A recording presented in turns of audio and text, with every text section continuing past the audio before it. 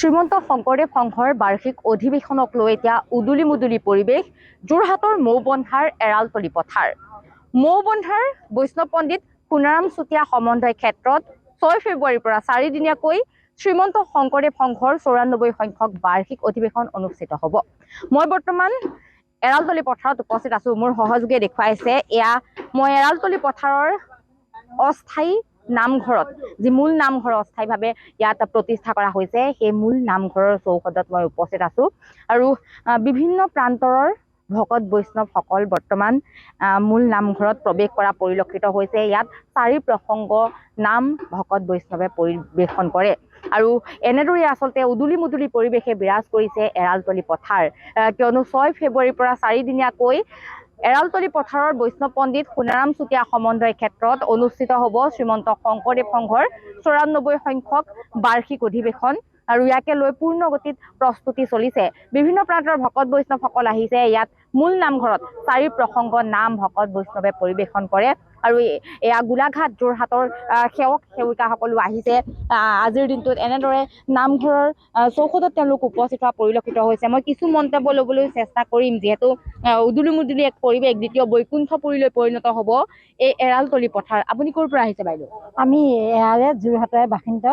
আজি কিছুদিনৰ পৰা আমি নাম প্ৰসংগৰ পৰা আদি কৰি পেলাই নামঘৰত উদুলি মুদুলিকৈ পৰিৱেশত কৰি আছোঁ। আমাৰ 2খন প্ৰাথমিক আছে, কৃষ্ণনগৰ প্ৰাথমিক আৰু নমনীয়ান প্ৰাথমিক। আমি মিলিজুলি তেনেকৈ কাম কৰি আছোঁ। আজি বৈষ্ণৱসকলক লগ পাম বুলি এষাৰ নাম ল'ম বুলি আমি বাটজন আৰু মই আহি পাইছোঁহি। প্ৰায়ে এয়া আমি আজি মাইক্ৰফোন ধৰিবলৈ পাই বহুত ভাল পাইছোঁ আৰু বহুত আনন্দ পাইছোঁ। এইদৰে যে আগুৱাই যাম যে আমি প্ৰতি সময়তে তেনেকৈ আমি বুলি ভাবি আপোনালোকৰ আশীৰ্বাদত আগবাঢ়ি যাম বুলি প্ৰস্তুত চলাই আছোঁ। কৃষ্ণ। হয়, এনেদৰে এতিয়া উদুলি মুদুলি পৰিৱেশে বিৰাজ কৰিছে। এইবাৰ যোৰহাট জিলাৰ আতীৰ্থত শ্ৰীমন্ত শংকৰদেৱ সংঘৰ 94 সংখ্যক বাৰ্ষিক অধিৱেশন অনুষ্ঠিত হ'ব আৰু চৌদিশৰ পৰা ভকত বৈষ্ণৱসকল আহিছে। মই আৰু কিছু মন্তব্য ল'বলৈ চেষ্টা কৰিম, যিহেতু বৰ্তমান সময়ত নামঘৰৰ মূল নামঘৰৰ এয়া পৰিৱেশ গুৰু আসন প্ৰতিষ্ঠা কৰাৰ পাছৰে পৰাই 4 প্ৰসংগ নাম ইয়াত ভকত বৈষ্ণৱসকলে পৰিৱেশন কৰে।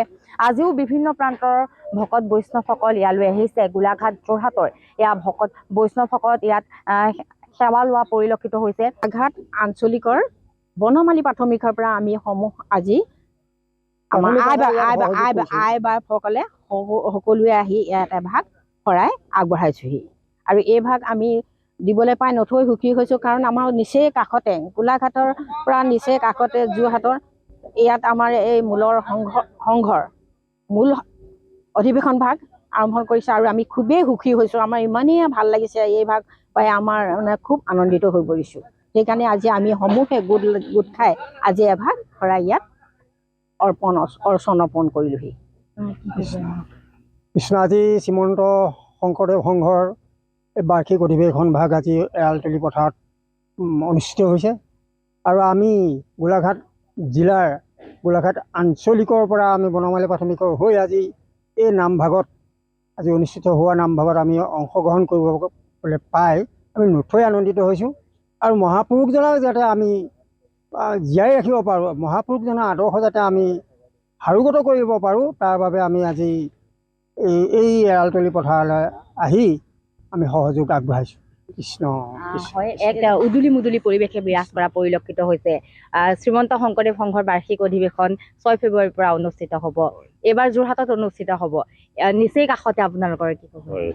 কৃষ্ণ জয়গুৰু সংঘৰ আমাৰ শ্ৰীমন্ত শংকৰদেৱ সংঘৰ 96 সংখ্যক বাৰ্ষিক অধিৱেশন আমাৰ যোৰহাট জিলাৰ আতিথ্যত এয়া এৰালতলি পথাৰ মৌবন্ধাত সোণাৰাম চুতীয়া বাবু সমন্বয় ক্ষেত্ৰত অনুষ্ঠিত হৈছে। আমি সমগ্ৰ অসমৰ ৰাইজে আমি ভকত বান্ধৱ সমস্তক সেৱা ধৰিবলৈ আমি প্ৰস্তুত হৈছোঁ। লগতে আমি নাতি দূৰৰ আমি গোলাঘাটৰ পৰা আহি আমাৰ গোলাঘাট আৰু যোৰহাট একে বুলি ভাবিছোঁ।